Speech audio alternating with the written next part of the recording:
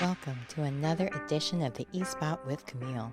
The E-Spot is your location for the latest in entertainment, beauty, and design from the people who make it. Thanks for joining. Girl, you man, and she never be pretending. Nothing that's real. She gon' tell you what she bought it, cause she know you can't afford it. Know you can get it. Looking exquisite, no competition. Stay on the pivot. Who be watching, they be plotting. She's so motherfucking independent. Hi, this is Sheila E, and you're listening to the E-Spot. Thank you both for being here today. Sheila E, you have starred in one of my favorite movies of all time, Crush Groove. It was an amazing film, and the fact is that you just came out with your own book about your life. I'm curious, what phase of your life would you like to see made into a movie, and who would you like to see play the cast? That's a challenging question. I don't know. I mean, we've been talking about having someone absolutely do the film. So we're trying to figure that out, and to have someone to play me is a little bit challenging, because someone that looks like me to be able to play percussion like me. So we have talked to a few women. I can't say who they are, But it's coming, that's all I care about. Well, we hope so. Right. We hope so, yeah. So with that film, it really gave an insight of what the film business is like. I mean, also what the movie business is like. How much has that changed, and do you think it's, because you're one of the top women, you are the top woman in percussion, and so many other women are following in your path, what advice would you give as opposed to like now, as far as the music business goes, getting into it? Get out. No. It is so different now. Absolutely. Really, one of the biggest things is, it's the music industry, it's the music business, and it should be business of music, saying that first, because if you don't understand the business, the longevity won't happen, no matter how talented you are. So if you want to stay in this, you really have to read the fine line and look at the contracts and the people that you have in your corner to make sure that you're asking questions and you understand, what these contracts say, because so many people sign them just because someone comes up to you and says, hey, I'm going to give you a car, sign the contract, we got you, don't worry about it. I've learned my lesson many times. So really just learning the business of music and this industry will help you survive. Yeah. Clearly you brought her here for a reason. So what are you hoping the students will gain from Sheila E's knowledge and all that she's poured into you as well by performing with you? Well, I'm hoping the students gain, lessons and experience from what she's saying, because she's lived through, the music industry through so many different lenses, between acting and performing and dancing and fashion. And she has so many different talents and that she's been a part of throughout the industry. So I'm hoping when she speaks, they hear, they absorb whatever she's saying, and they can apply it to their life. Well, thanks again for being on the E-Spot with Camille. I really appreciate it, and you've made this 12-year-old. I feel like I have to say, you're going to be performing here in June 29th. We're super excited. Is there any songs or anyone that you haven't collaborated with that you would like to collaborate with? Or even with, you do all these different, whether it's with Soul Train Awards or, not Soul Train Awards, different awards shows, you do these, the VT Awards, sorry, I'm showing my age, where you do all these different tributes to Prince and your time working with him. Is there someone that you haven't collaborated with that you would like to next? Yeah, there are many that are in the works that I'm not going to talk about. Okay, well, I did get your CD, so I will say that Talk Shop Live, I believe, you get autographed CDs, so we'll make sure we buy that instead of streaming as well. Yes. Yeah, the new album, Sheila E and the E-Train, is called Hella Funky, and we have Trombone Shorty on it. But it's a good record, and again, hoping that people will support us by going onto the website, SheilaE.com, and purchasing the CDs so those musicians can get paid. Only fair. It can be healing. Music is an outlet for people sometimes to be able to express themselves and what they've been going through or who they are. And that interview, as Chloe and I were speaking, she got emotional because this record that she just wrote and is coming out is something that she had gone through personally, which again, a lot of the times this is our platform to be able to explain to people some things that we've gone through music, through our lyrics, through melody, and people sometimes don't understand what that really means. And for her, why I asked her again, this must mean something to you, because I heard her voice tremble a little bit, and I thought something is going on. So she didn't completely want to share, but again, with the young artists, you know, as we were growing up, it's like sharing these moments of who you are in your music is okay, and sometimes therapeutic, you know. And so the young artists right now, and again, it doesn't always have to be. It can be fun stories or, you know, whatever. But there are a lot of young artists that are doing great things right now. And as far as I'm concerned, like being in the business for so long, I'm celebrating 50 years this year.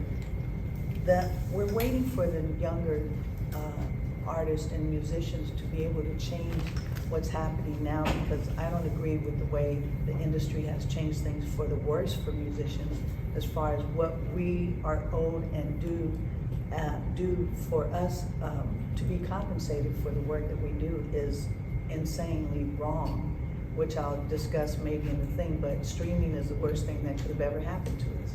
We just don't get paid. So for the young people, it's like, oh, I just had 1 million streams. Okay, you made $3,500. 100,000 streams, we make $352. 100,000 streams. So it's like saying to someone, and I'll say this later, but it's like you asked me for the keys to my car, and you took my car and never came back. This generation does not want to pay for music, and they think they should be privileged to go ahead and get it free. It's not fair to us, because we just spent all our money doing this record. And so the young generation is like, well, I'm just going to stream it. So then how do I continue to, and others, how do we continue to do videos, do our projects, spend all this money, pay everyone when we don't get paid back? So 100,000 streams, $352 that we split between maybe 6 of us, that doesn't even make sense. So we're waiting for the younger generation to stand up and say, this is not fair, because that's what we're doing. And we have to all come together and do this to change what's happening in the industry. Okay. Alex, you have a question? Yeah, the biggest challenge has nothing to do with music, so I don't know if that needs to be said and what would be okay to say, but I was raped at 5, so raped at 5 years young, and that changed my life. So music has been my healing as far as being able to get through, and part of my testimony is to be able to talk about others that have been abused mentally, physically, or spiritually, and helping them discuss what needs to be discussed so that they can live their fullest life that God has for them. Because if you don't share these things, it causes disease and sickness, and you're left in a place where you don't grow. And the biggest thing is not to be able to succeed and grow as times and things change. Thank you. Thank you for sharing that as well, because so many people have gone through that. I know that Marcus Anderson's brother even mentioned having gone through that. I'm going to have him on next month. And I'm curious for you, with it being like with the No and Me Too movement and different things, was there ever a time where you felt that this has to change, and what, like, because a lot of your music has had a socioeconomic, or it's had that where you speak out about the different things that affect women. Do you, like, what do you plan as far as like moving forward with this now that you've shared this? Or even in your book you shared it too. So I did. Yeah, just continuing to talk about it, you know. And there are times when it's not even something that we would discuss, and all of a sudden God says, yeah, you have to talk about this right now. You know, I never know. And the great thing about it is that sharing the story, how many lives have been changed because of it. And that's the purpose, to help everybody, to help each other, you know, going through things. And if you share something like this, someone will say, oh my God, I thought it was just me. No, it's not. It's more people than you realize. yeah, 1 out of 3 women. Yeah. And with children, I think it was like 1 out of 9. Yes. So The statistics are staggering. it's scary. They are. So thanks for speaking out about that. In a male-dominated industry, what advice do you have for young women on how to navigate? Just be true to yourself, you know. My parents growing up, they never said to me, because you're a girl, you can't play percussion. I mean, it just so happened that my dad is a percussion player. So whenever he played, you know, I just got on his drums and then, you know, went outside and played. It was no big deal, but you really just have to be yourself. And the biggest thing is having the sense to know that you're good enough to do what you're doing. And that confidence is very important to walking into a room, being confident about who you are as a person. So love yourself first, and making sure that, you know, you're confident. And bringing that confidence is also in a situation when you're being asked to come into the room to perform a song or sing a song, whatever it may be, that you learn the material if you can ahead of time. Because when you walk into the room, knowing that you know the material, that you're prepared, preparation is everything, because that does bring confidence, and you'll enjoy yourself. Well, what is the biggest takeaway that you're hoping that students will learn from here, from you? The biggest takeaway would be, I don't know, hopefully, like I said, planting a seed of something for them that they can take away and say, maybe I can apply this to my life. Or, wow, she's been through that, I'm definitely not gonna do that, you know? And it's hard to explain so many things that I've been through as an artist, as a woman, and a woman of color in the industry itself, still here in 45 minutes. It's just not enough time, but, you know, hopefully maybe I can come back and do more. I would love to come back and do this again with Marcus. Hi, I'm Felicia Casey Hicks, TV studio man. Oh, this is amazing. I'm so excited driving up to the campus. I love like education and be able to see that so many students are here learning. Knowledge is power, and it's just amazing to be here, and hopefully I can impart something and bless at least one person today, and then my job is done.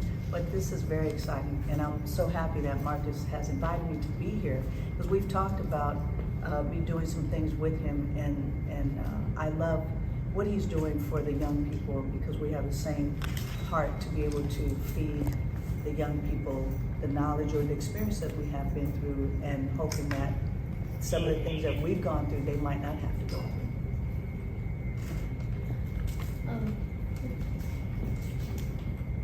And is this for you or him? For you? Yeah. Some stories with the students. It's like, let's go, I'm ready. We have time for one last question. So I was introduced to you when I first watched Crush Groove, and I saw you perform Hologram. So what I wanted to ask you was, how have you changed as music has changed so much? Oh yeah, I'm not even that same person. Yeah, that was a long time ago. No, it's interesting. I mean, that movie, we didn't know it was going to be what it was going to be. I mean, and there's so many great artists that have come from that movie that are superstars. So it's like crazy, whether it be rappers, musicians, producers, actors, actresses. I mean, it's just amazing the people that have come from that movie.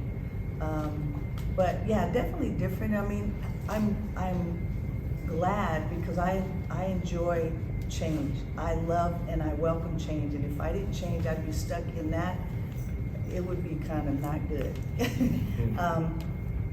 Because I don't put myself inside a box, and so I love to do different things and really push the envelope on. There are no rules to say that I can't do something, and especially if someone says I can't, I'm going to prove them wrong. So that's just who I am as a woman, but definitely allowing change to happen, and like technology and using when the drum machine came out, everyone was like, you're going to be out of work. No, I'm not. I'm going to incorporate that with live drumming on top of it. I love technology. I love learning every day. I'm a student, and I will continue to be a student for life, so that I continue to learn, because I'll never know everything. But I love learning, and that's the part of not being the same. I don't want to be that person. I can't.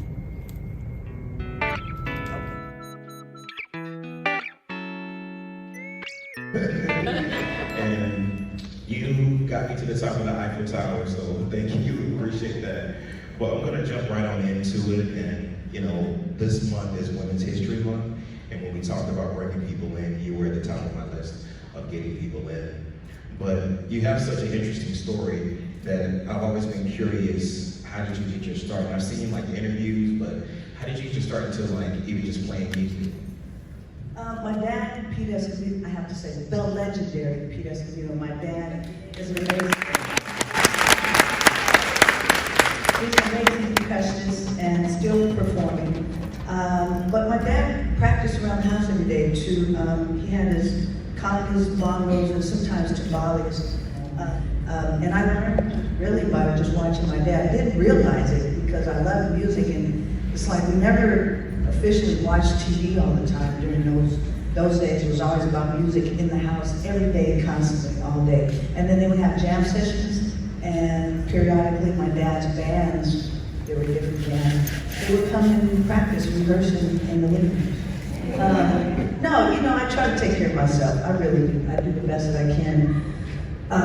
Because traveling is really crazy these days, and so, a lot of water, try to eat well, vitamins, all of that stuff, everything you can think of, I'm doing. Yeah, that's kind of important, you say, to be able to do what we do traveling as entertainers. Like, you have to eat right. We're not talking about that steak we had last night, but we got to eat right, drink lots of water, that's kind of... I mean, the self-care is so important. If you're not taking care of yourself, you can't go and perform, and it's not going to last. You're not going to be able to do it. You have to literally take care of yourself, I mean, the regimen that I have, of the stuff that I have to do every day is now about recovery, because playing drums, like we have a new band called Sheila E in the E Train. Bertram, my keyboard player, hi Bertram, he's in the band. And he's from here, and I'll tell you that story in a second because it was pretty incredible.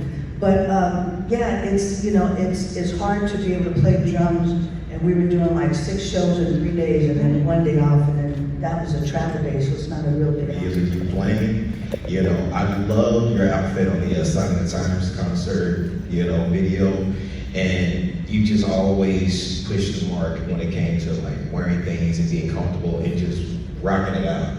I don't know how you did it in heels, but you would move, you were running on stage, jumping on drums, come back and sing, and you didn't miss a beat. You weren't, out of breath, I don't know how, but if it were me and I was running in heels, I probably wouldn't have been as graceful as you were.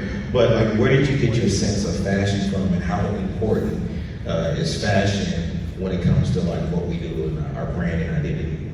I probably got it from my dad. Actually both my parents.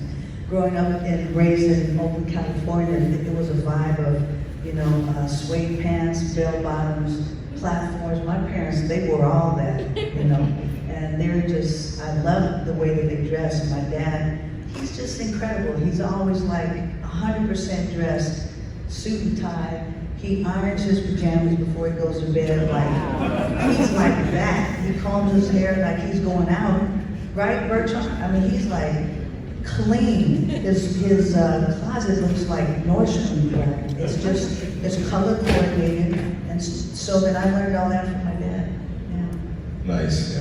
And I think it is important to, present yourself in a way how you want to be presented. Yeah, back in the day I was wearing heels, and I say back in the day, I mean last week too, but but now it's taxing because I've been doing it for so long. I was playing drums in my heels, and it's like all I worried about was how I looked, and didn't realize that it was really messing with my back, so it shortened my calf muscle, and my back went out, and I literally had 4 doctors. 2 that said I needed to have back surgery. This was 1990. And I was like, I'm not gonna have back surgery because my legs just gave out on me. And so I ended up working with these other 2 chiropractors. And I went every single day, but they had to teach me how to walk an entire block. It took 4 months for me to learn how to walk again. That being said, it's like I don't play drums and heels anymore. And I wear tennis shoes more often than I should, because it's just as bad if you don't have, like, you need a foot insole and all this other stuff. So again, it's just the balance is so important. The balance is important. So. I know, feel like women have more opportunities, or is it as equal as it was back then, or do you feel like it was a little bit easier now? Nothing's easy. It's still a challenge. And I think we've changed a little bit. We still have so far to go, but continuing to push forward is important. Breaking in the industry for me was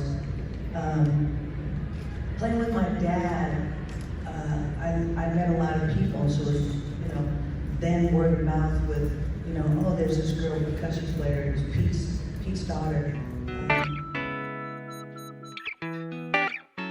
So today I am here with Jovan Wilson, who is the director of the Sound Machine here at North Carolina Central University.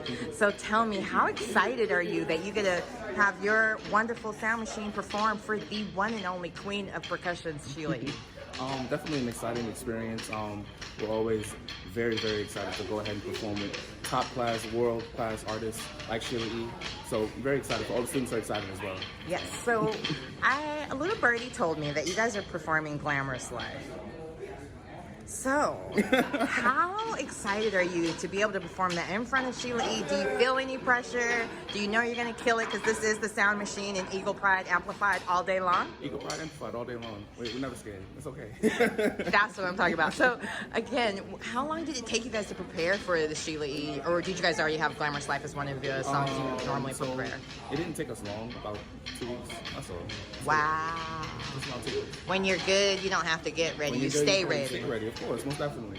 So what advice would you give for any of these band members who might be a little nervous because they're getting ready to perform in front of their idol? Stay focused. We've been here before. I love it. Well, again, my name is Camille Tower. I'm with the E-Spot with Camille, and thank you so much for being on my show today. Hi there. I'm so excited to have you here today on the E-Spot with Camille. Tell me a little bit about how you got started in percussions. I was in high school and I was always around the marching band, and my best friend, he was a part of the drum line, and I was just around them all the time, and I guess people were like, you might as well just join drum line and besides doing it. So today you get to meet and perform in front of Sheila E, like world renowned for being the queen of drums and percussion. What does this moment mean for you?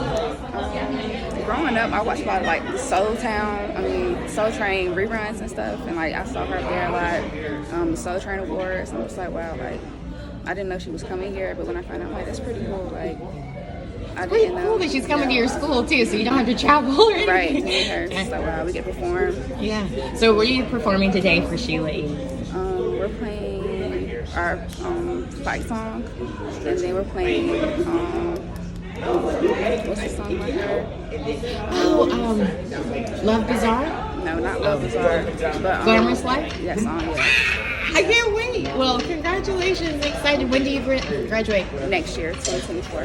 And you have any idea what you want to do next? I'm majoring in nutrition and dietetics, so I want to work in a clinic or a hospital. Fantastic. Well, best of luck to you and Eagle Pride.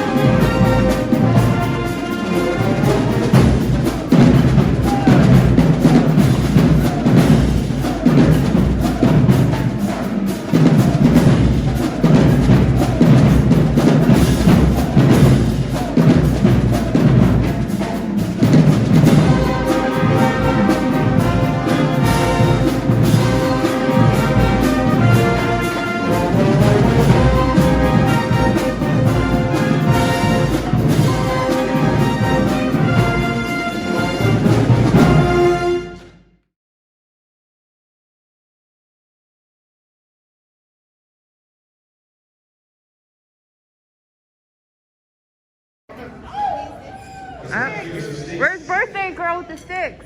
There she is. There she is. There she goes. Look, there you go.